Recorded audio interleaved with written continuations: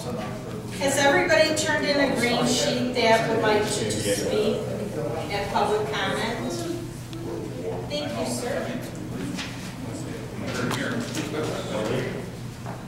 Yeah.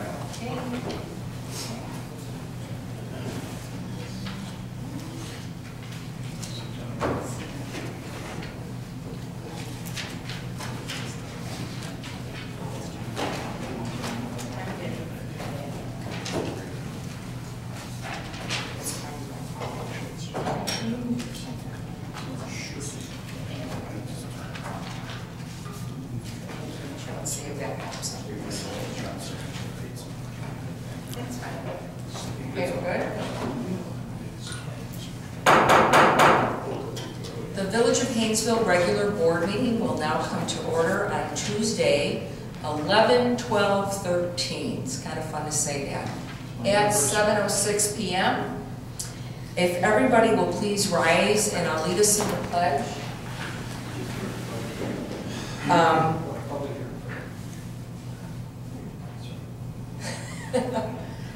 All right, I'm being corrected. We actually have a public hearing to do before the pledge. So we will do our public hearing first. I apologize.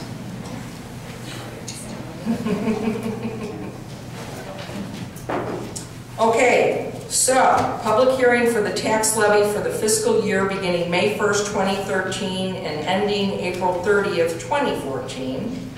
Who's taking the floor? I'll lead it.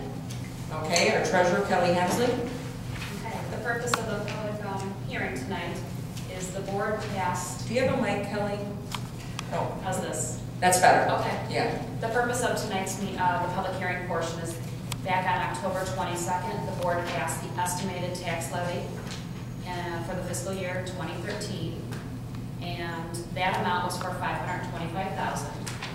Last year, the village received $491,000 for tax income. We did ask for $595,000, but due to the EAV decline in the village, our tax dollars decreased. This year, we are asking for $525,000, and because of what we received last year to what we're asking this year goes over a threshold of 5%, a tax hearing is needed. I am very confident that even though that's what we're asking for, we just inflate a little bit to capture all the taxes, and it won't go over CPI. So I think the village will be receiving about right around $500,000 of tax dollars. So just the Truth in Taxation Act, we need to have the tax levy hearing for this. We asked for more just in case the EAD goes up. We could earn more, receive more. I am not holding, don't think the EAD is going to go up this year. Probably not. But it can't hurt to ask or put that in. Asking for it doesn't mean we get it. Are there any questions from the board?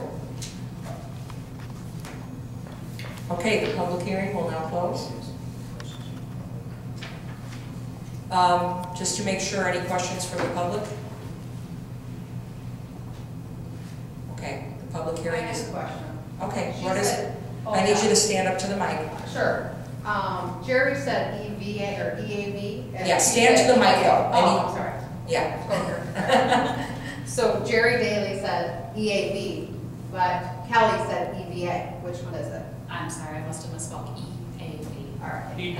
Equalized assessed valuation. Yeah, I'm a realtor. I understand. Thank you. Okay, all right. Good catch. I didn't even catch that you said that. I knew what she meant. So, okay, any further comments, questions? Okay, the public hearing is now closed at 7:10. Okay, now I will call our board meeting to order. I would like everybody to please rise, and I'm going to lead us in the pledge.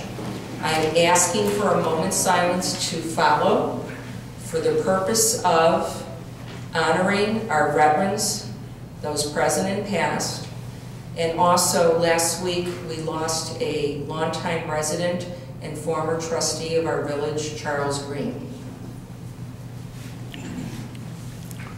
I pledge allegiance to the flag of the United States of America and to the republic for which it stands, one nation, under God, indivisible, with liberty and justice for all.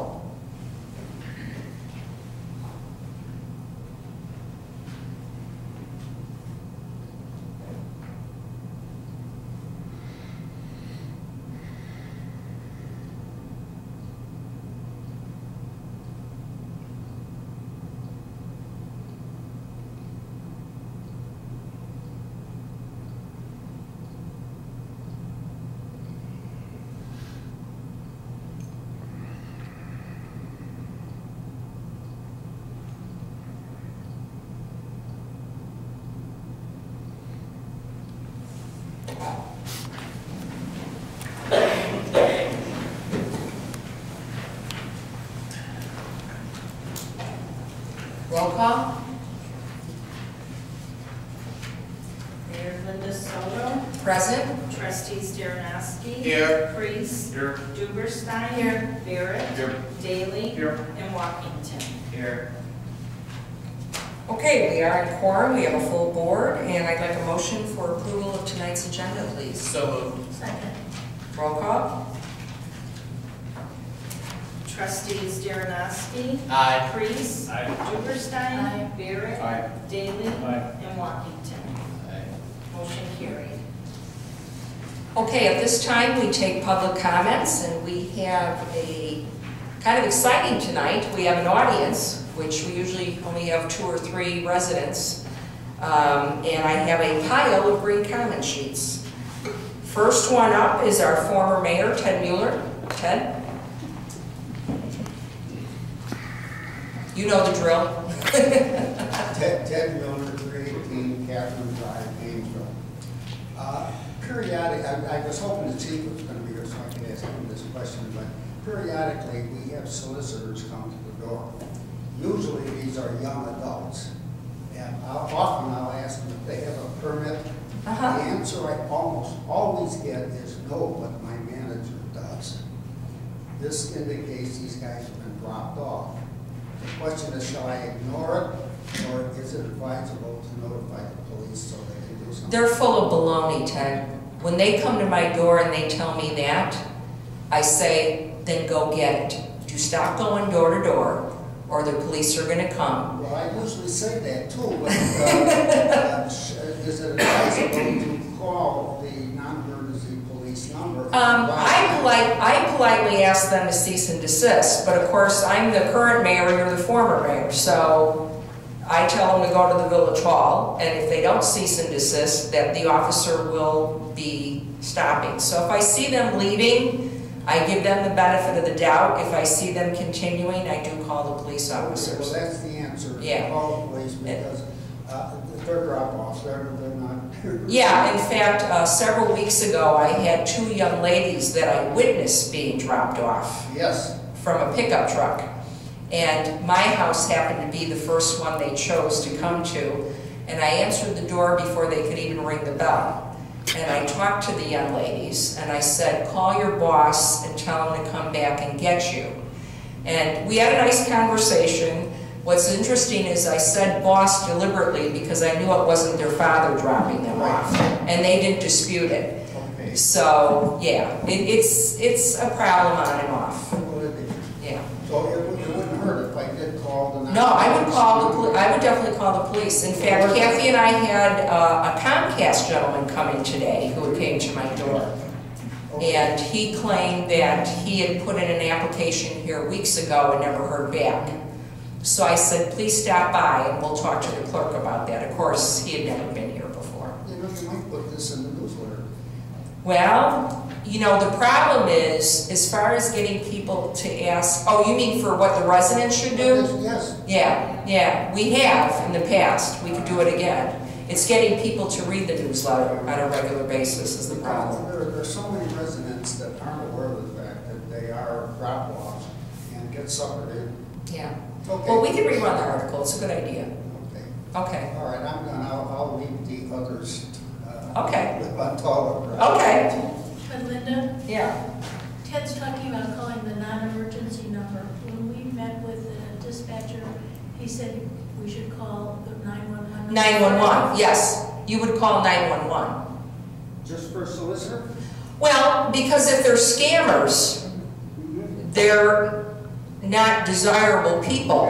And if you call non-emergency, they're not going to necessarily be on the scene immediately. If you call 911, a car will be there immediately. You want to catch these people. The chief has also told us that's how they track contacts with the citizens. They want all their calls to go through 911.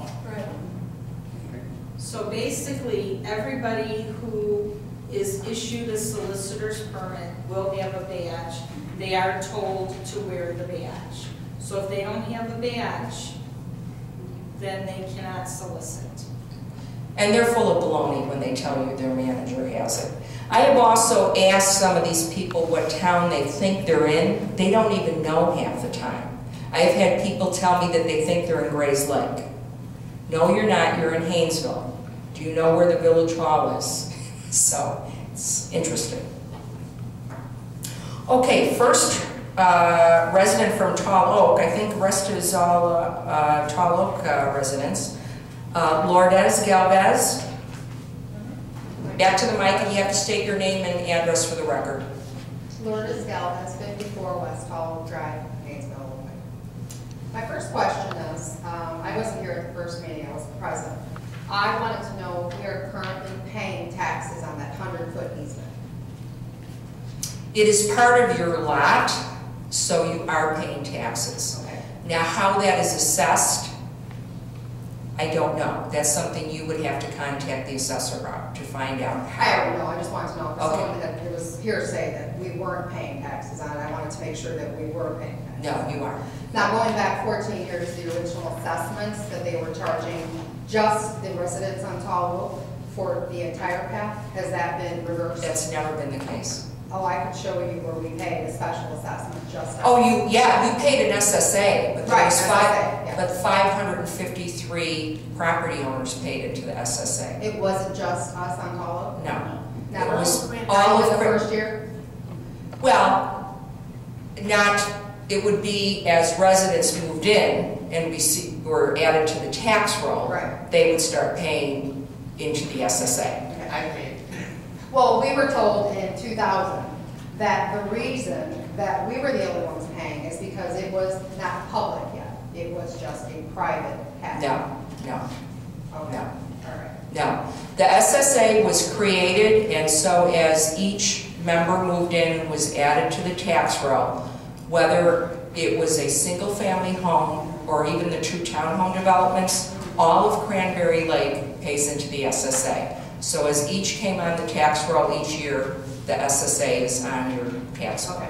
My third question would be. Wait, can I just explain sure. that a little bit more? Yeah. I remember seeing the sign up that said for Cranberry Lake residents. I know that's probably what you're talking A about. sign. There was a sign There was one. on. But that has nothing to do with No, tax. no, Wait, just a minute, let me Yeah. finish. I will, Georgiana. Easy.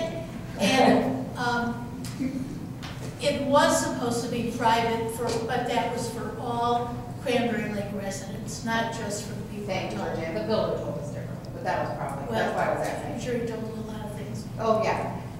We've all went through that. Which comes to the third, well, hearsay, everybody here is going to be told something different. When we signed papers, we were told we could do what we wanted with it as long as we didn't plant anything permanent on the last 25 feet, not the whole 100. Because they put grass up to the 75 feet. The last 25 feet was the one that nothing was supposed to be done with. And we had several problems throughout the years. We had packs of coyotes hiding back there. I had a mosquito infestation. I had a granddaughter who kept getting such bad mosquito bites that we had to take her to the hospital because they were getting infected. So I called the current mayor at the time, which was Mayor Mueller, and I asked him, I said, I see people. I was one of the last ones to do it. I said, taking down her brush and putting grass down. You know, he said, it looks good to me, but he didn't give me permission to do it. I went along and did it with everybody else. Because it was, yes, you can use it, yes, you can. We even got a letter from the village saying that we could use.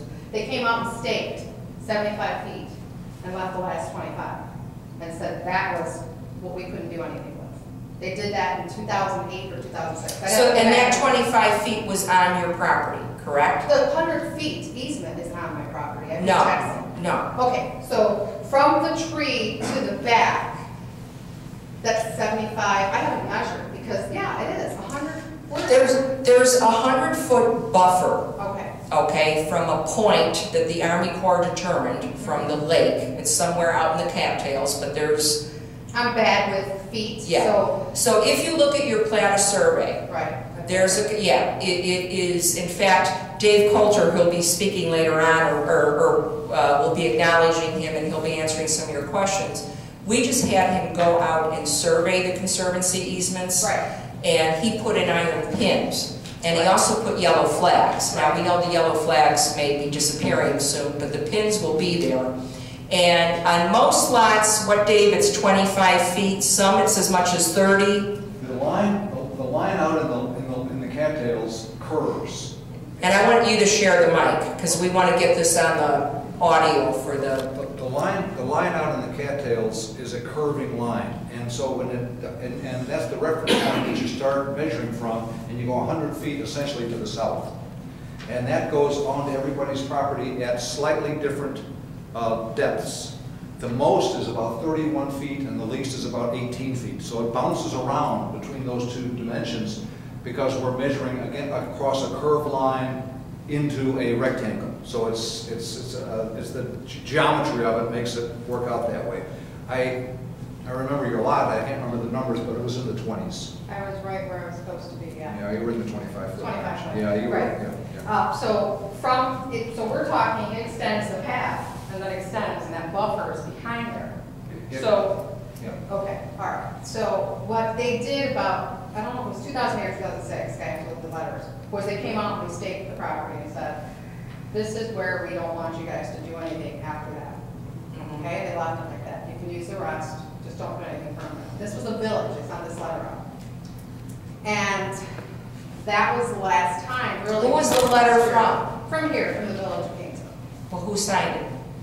The mayor or I attorney? remember I could look at it, I have it at home, I should have brought them, but I have them all. I have every letter that you guys, I have from the beginning, from 2000 when I bought the house. Okay. Which the builder also told us that we could do whatever we wanted with it, we were paying taxes on it, we just couldn't put anything permanent. They didn't even say anything about the last 25 feet, we found that out afterwards. They didn't say anything about the last 25 feet in the letter? No. Okay. It just says. So they kind of ignore that? It says something about the 100-foot buffer, but then it says that we can use the last 25, like the last 25 feet we can't use. So then, It could be that you're thinking about building the line. building line. Yes, It's yes. the building line. That's Sorry. a big Oh, yeah, two different things, Right, yeah. because they came and they staked it out, like I said, a few years ago, and they said, this is where you guys, so we put little tiki torches, and after that, that's where we knew where it ended. So we actually paid taxes on the entire thing, up to the path, correct? Not after the path. Not even up to the path. Your property line ends before the path. Not much before the path, I think, on your lot. Again, it varies. Yeah, it varies, yeah. Because the path- Right, I know it's on a curve, and I'm like on lot 6, so I go by the boundaries of the square footage.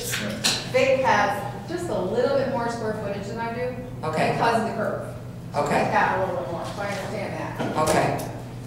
Another question I had was, if the village takes over that property and does what they want to it, will they be paying the taxes on it? And is it legal to have a conservancy and have us pay taxes when we can't use the property? No, we're not taking over the property. And if you can bear with us as we go through the presentation tonight, I think a lot of those questions will be answered.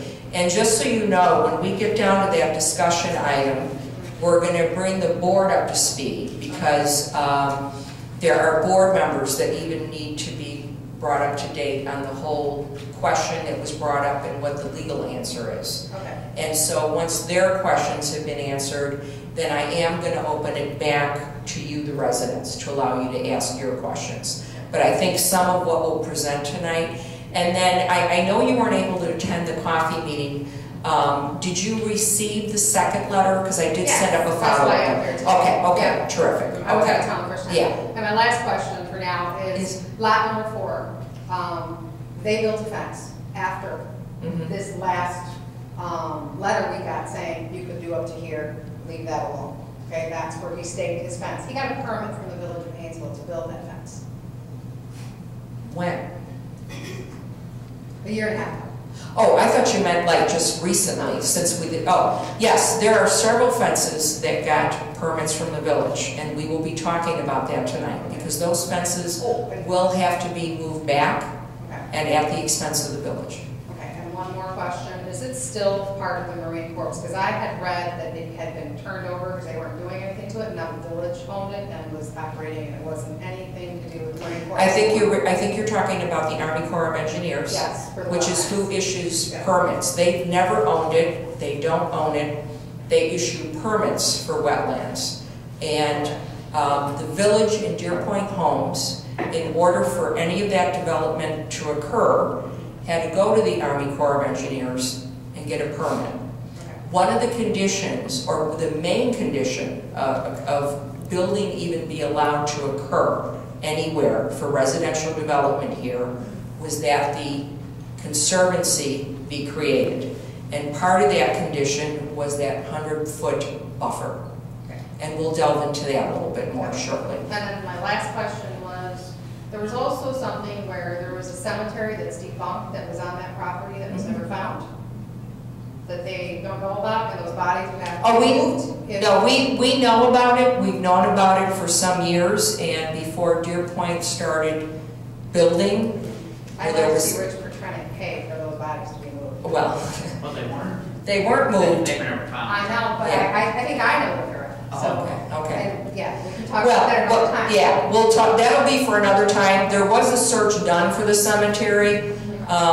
Also, I just want everyone to understand, that was not a formal cemetery. I'm not saying that doesn't mean we don't respect any bodies that were buried there, but it is not uncommon on farmland for there to be those There types was a of... family, yeah, at first was for family, and there was also an Indian trail that started running on our property that went from here to Retirement. I forgot the name of the tribe, but they also have some property that on their land. If you guys go to the library at, what's that called up there? Not our library. Well, I'd like to say the topic, so that's very, I would like that information, and we'll certainly look into that, but let's kind of keep moving for public comments. Fair enough? Thank you. Okay, thank you. Ann Richmond.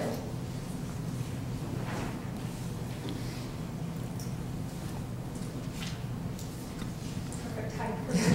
Oh, good. Ann Richmond, 154 Tall Oak Drive, and I just came to say that the easement is one of the main reasons that we moved to the Cranberry Lake subdivision in Hainesville, and I would be really happy to see the village continuing to maintain and restore that to what it looks like naturally, and encourage native plantings and removal of invasives and so on. Okay. That's all. All right, thank you. Wally Stills.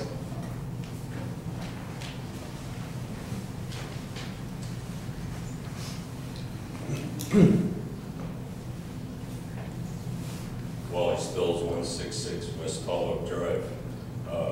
One clarification, everybody who bought a house here when they first bought it, not only did they pay the taxes for all of Cranberry Lake for the special assessment, they also chipped in $325 in closing, just so you all know that. Please do it. I asked this board to do it. I asked this board to enforce what was supposed to be done on the Corps of Engineers. 2003 and 2004, they didn't do it, they ignored it. It's what's supposed to be done. Anybody who bought a house there knew it. I bought a house there. I built the subdivision. I know what was told, and I know what's supposed to be done. I'd like you to do it. Thank you. Thank you.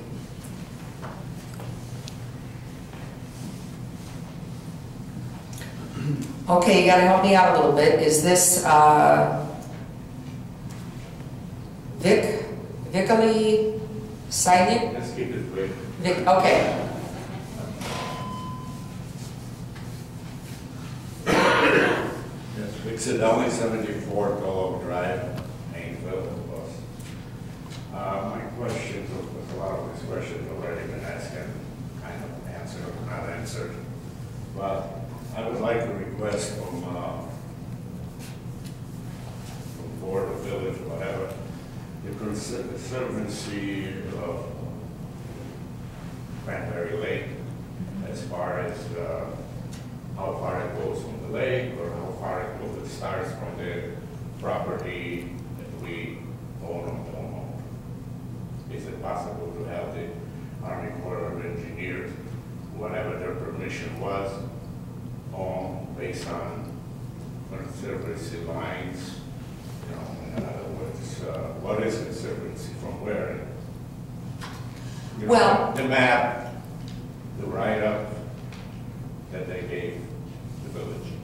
Well, and that's what we just had Dave Coulter do. We had Dave Coulter take the coordinates, I believe that's what you call them, from the parcel map, and he surveyed the properties, and he went out on the lots, and he drove iron pins. I'm not asking about the lots, I'm sorry, I'm asking. The easement. You're not asking about where the easement line is? Okay. That is all. He wants to change the conservancy. But from that line down to the lake, all around the lake, whatever the map you have, or what's supposed to be on it, what's not supposed to be on it, what part? We know what's supposed to be on it, so you're asking us. You want to see the map? Is that what you're asking for, sir? Yes. Are you asking for a list of things that can and cannot be done? Sorry. Are you asking for a list of things that are permitted or not permitted to be done to the Cranberry Lake area? Is that, I'm not sure, is that what you're asking there? No, what he's asking, he wants to know if the conservancy can be changed. Not change, well, change. Well, yes, that's what you're asking, you Our want it changed. conservancy change, that's. You want the line changed? No? Okay, I'm just trying to understand what you're asking for. You want the usage change? Okay, you have the end of my conservancy line. From then on, what's supposed to be on? Are you, okay, is the pathway supposed to be there or not? Yes. Huh? It's, The yes. Army Corps of Engineer authorized you that, Yes. you know, it's good. Where and how it's supposed to run, Yes. you do. Yes. Yes.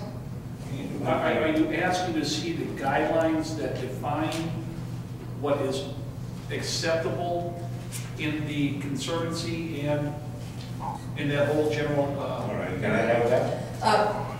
The night that you came to the coffee, you were given a copy of the permit from the Army Corps. Yes, as far as my property is concerned. Well, also the general permit for the whole project, the conservancy itself.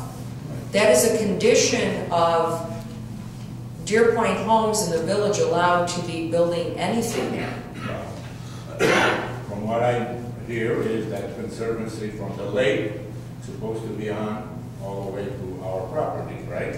Well, it's a buffer. Part of the conservancy project conditions was to ensure that in perpetuity, forever and ever, Deer Point Homes, and then when they pass the baton to the village, we would enforce and protect this 100-foot buffer around the lake.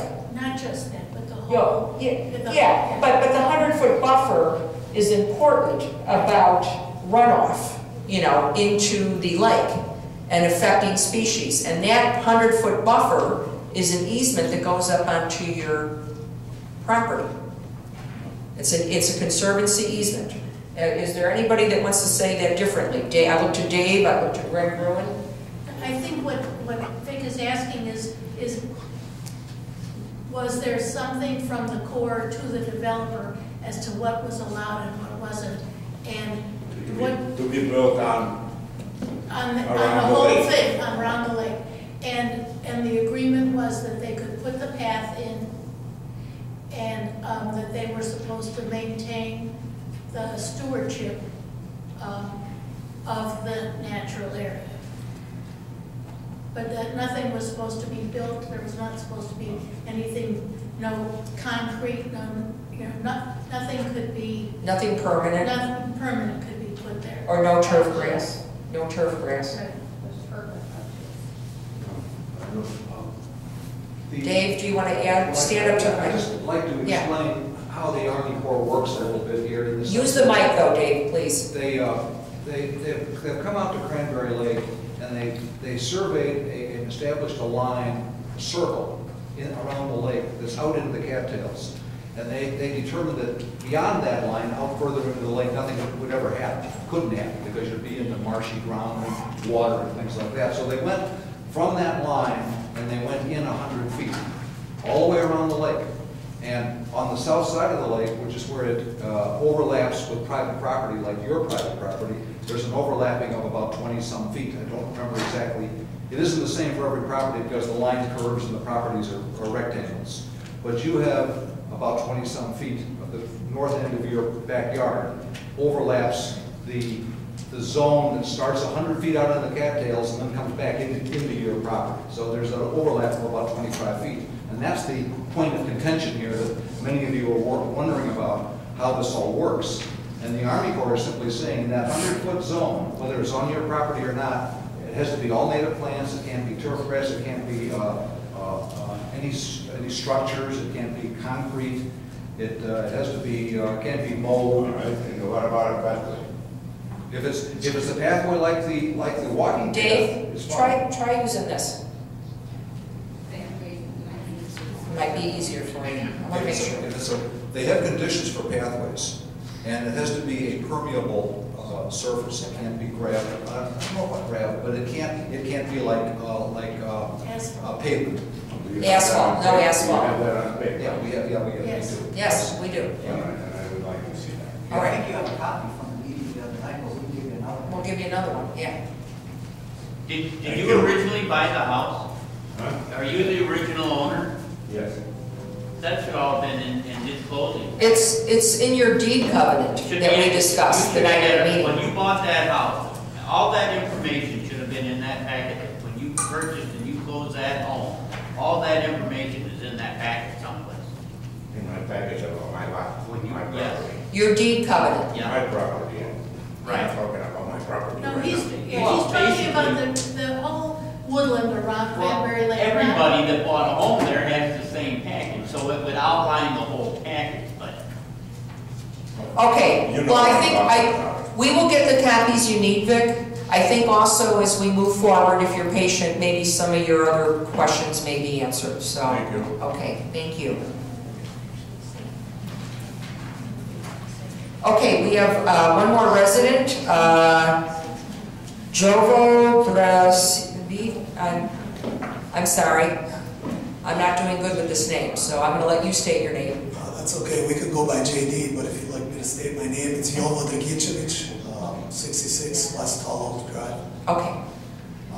You know, this is my first time to one of these meetings, so I would have liked to see the presentation first before coming up to the mic, but I would like to say that I would like to, you know, this is my first year here as a resident, not knowing a lot of this, lawyer not touching upon this in closing, nobody from the hall leaving a bulletin on my door, or for the future resident stating that more information regarding the conservancy. When I looked at the property originally, you know how I saw it, I figured that's how it goes. Otherwise, be honest, I probably wouldn't have came to Hainesville.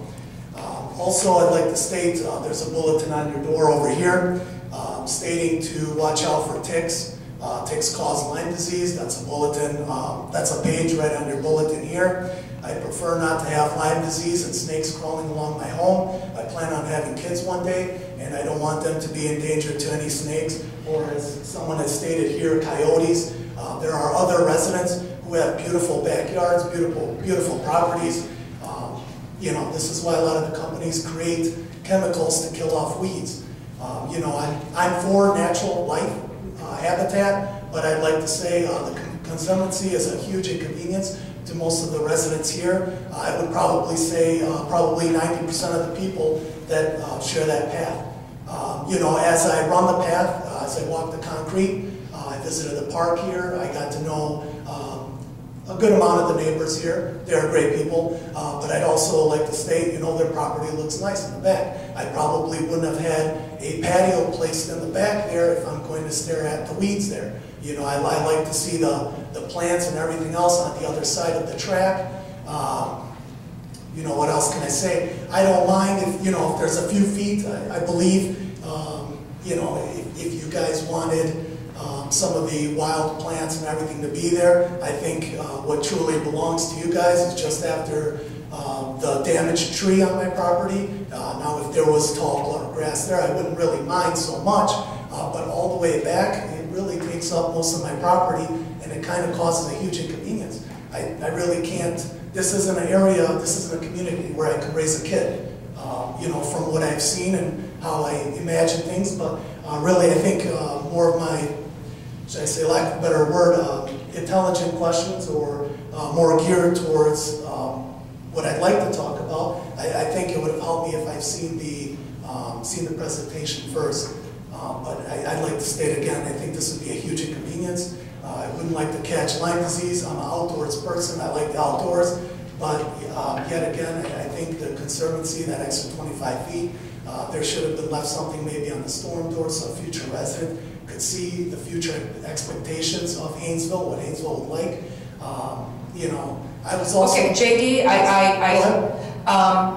I think we get your point right now. If I may, I'd like to address a few things, and then again, some of this I think will be addressed later on during the discussion, and again, you will be given an opportunity to ask more questions. Several things. Number one, I want people to understand you're not going to have an overgrowth of weeds, okay? There was a restoration area, there was a big transformation done in Cranberry Lake. It looks a lot differently, much differently than it did when this project started. And there's invasive species in certain areas that will be removed. And what we're going to talk about later on is what we're going to be put there, because you have choices of what can be put there. Also, some things that have changed is you mentioned mosquitoes. We do mosquito abatement now in Cranberry Lake. There's an ATV vehicle that drives around on the wood chip path. It's not 100%, but it helps. I still have mosquitoes where I live. As far as ticks and snakes, with all due respect, this is Lake County. I live at 307 Buck Drive at the corner of Buck and Lisk, and I don't live abutting a wetland. There are wetlands that are very close to my home.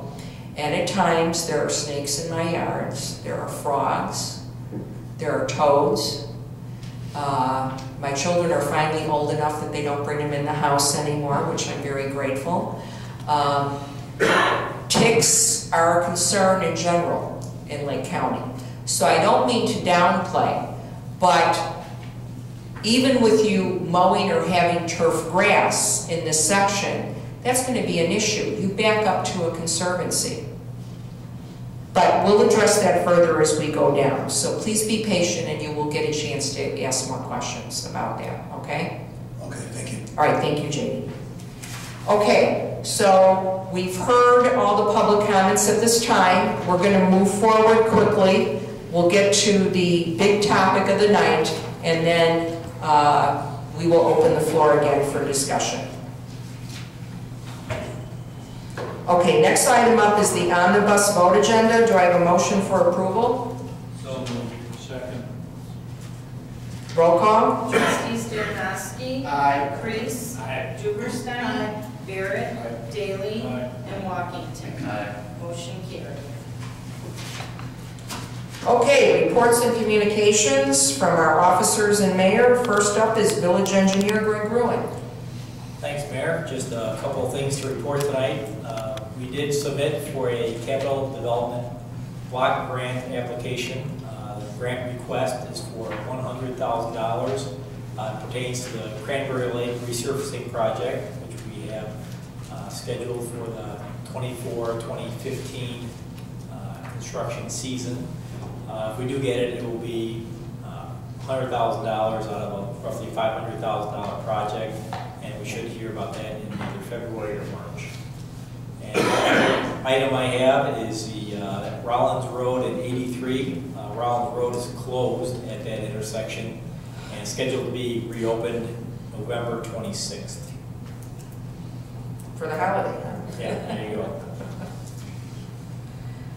Okay. Village Attorney, Jim Rapp. Thank you, Mayor Soto. In addition to our conversations over the past month about the conservancy easement and deed restrictions, we've also taken a look at the village's business license fee structure and made some recommendations that I believe at some point will be brought to the board for action. We're also going to be reviewing the zoning ordinance in relation to business establishments and updating that in the next month or so. Okay, thank you, Jim. Public Works Superintendent Jeff Gately. Thank you, Mayor. Just real briefly, I want to let the board know that the work at well one has been completed. We got the new wiring out, the relays and the floats are working. It's been tested 3 times. It's functioning 100%, so this is a good thing. One thing, we have a committee meeting tomorrow night. I got a couple items I want to talk about since we're starting to do budgeting items. We need to start thinking about replacing streetlights. We need to start thinking about replacing some of the other infrastructure throughout. So we will start fine-tuning that tomorrow. And we are scheduled to start our little project over at Hainesville Park on Wednesday. It'll be tomorrow. Some pump project. Weather permitting? Weather permitting, yes, it snowed. So, of course, that always brings delays, but we should have it done shortly. Okay. That's all I want to report. Thank you. Thank you. Building official, Aki. Thank you, Mayor. Number of permits and inspections last month was pretty good. Total last month was total 1 for permits issued, and previous was 19, so we have 2 more permits issued month of October. And the total fees that we collect about $1,400 plus, which is about close to $200 more than month before. And total number of inspection. Most inspection was done by miscellaneous items, which is almost any inspection that goes into the pile. But we had about 21 inspection, which was more than 14 more than previous. And total inspection was 47. That was 20 more than month before. And that's a general number of permits and inspections. Now, I do have updating or just a summary of Union Squares if you want to talk about it or not. Give a brief update, yeah, and I was going to touch on it as well. This is combining information from contractors and homeowner associations and so forth. American Family Insurance has released causing urgent investigation last Thursday. And upon the release of that, QCI, which is restoration contractors, their staff cleaned up debris inside of a fence and drainage swell area between 2 buildings, which is buildings 6 and 7. Remaining emergency service portion of the project was completed on 11/7, which was Thursday, and secure tarping and weatherproofing of the western wall units of western wall of units 446, which is one access was wide open. Demolition permit application was submitted on 11/12, which is today, with the Rabbinic demolition of Oakbrook as a demolition contractor. And permit will be able to issue no later than the end of this week. We're also waiting the utility disconnect acknowledgement letter from ComEd and NICO. Hopefully somebody have another connection to utility. I actually talked to Diane Emerson from ComEd today, and I'm waiting for a return call from that. Thank you, Mayor. And I also visited the site today to review the damage of unit 46 with Chris Azoline of CQI. The CQI will be inspecting the site tomorrow with their architects and engineers to study the condition of a structure and producing plans for the new construction. The timeline is pending cooperation of Ryland Homes. They're trying to get an original drawing from ride on homes if they can, but there must be some kind of problem or some kind of issue with the architects with the copyright. I have put a call into Rackham as well, so we're working on that. Okay, the last item is I will be meeting with the CQI's architects and engineer tomorrow at the site and discuss any construction or building issues, if any. And meeting will be started about 1 o'clock, so I'll be there tomorrow and I will follow up on that meeting, maybe to discuss any issues. Okay, great. Thank you, Aki. Okay, our EMA coordinator, of course, is working, so he is now present. We'll move on to our treasurer, Kevin Hensley. Thank you. As you all know, I sent an email out, plus I put some lovely notes and budget worksheets in your mailboxes. Thick packets. That's some have thick, some have very thin. Oh, okay. So please see me if you have any questions. This year, everything that you requested last year that was passed and approved by the board, I typed it up on the sheets. So please review everything, cross off what you don't need anymore, add on what you are looking for, and please have them all turned in to me by January 10th so we can start our first round of the draft budget. And the other items I have are under business. Okay, thank you, Karen. Village Clerk, Kathy Metzler.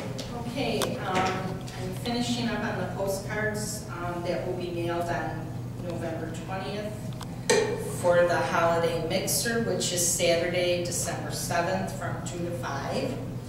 And then I'm in the process of getting 2 quotes for this room for a transmitter / equipment for people with hearing aids so that they can hear better. The audio. Connect the audio.